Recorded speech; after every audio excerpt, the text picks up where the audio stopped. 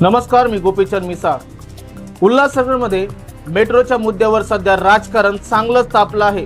विकासाच्या कामाचं श्रेय कोणाचं यावरून आता राजकीय आरोप प्रत्यारोप सुरू झाले आहेत। अलीकडे भाजपचे आमदार कुमार ऐलानी यांनी पत्रकार परिषद घेत मेट्रो प्रकल्पासाठी भाजप आणि राज्य सरकारच्या प्रयत्नामुळे हे काम पुढे गेल्याचा दावा केला आहे। त्याच वेळी त्यांनी काही विरोधी नेत्यांवर श्रेय घेण्याचा प्रयत्न होत असल्याचे आरोपही केले। या व्यक्तित्वानंतर कमलेश निकम यांनीही पत्रकार परिषद घेऊन भाजपच्या दाव्यांना उत्तर दिलं।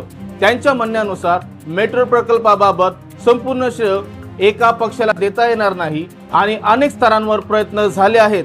त्यांनी भाजपच्या काही दाव्यांवर प्रश्नचिन्हही उपस्थित केलं। म्हणजेच एका बाजूला भाजप आपली भूमिका मांडत आहे तर दुसऱ्या बाजूला कमलेश निकम त्याला उत्तर देत आहेत। त्यामुळे मेट्रोचा मुद्दा आता विकासापेक्षा राजकीय चर्चेचा विषय बनला आहे। पण मला इथे एक प्रश्न पडतो, उल्हासनगरच्या जनतेला खरंच श्रेयाचं राजकारण महत्त्वाचं आहे का? कारण रोज प्रवास करणाऱ्या नागरिकाला एवढंच वाटतं की मेट्रोचं काम वेळेत पूर्ण व्हावं, वाहतूक कोंडी कमी व्हावी, रोजगार आढावा आणि शहराचा विकास व्हावा। हे श्रेय कोणाचं हा निर्णय जनता करेल, पण नागरिकांना अपेक्षा आहे ती पूर्ण होण्याची। आम्ही कोणत्याही एका बाजूला दावा अंतिम सत्य मांडत नाही। दोन्ही बाजू काय म्हणत आहेत हे तुमच्या समोर ठेवणं हे आमचं काम आहे। आता तुम्हीच सांगा, मेट्रोच्या कामाचं श्रेय कोणाला मिळावं असं तुम्हाला वाटतं की श्रेयाच्या राजकारणापेक्षा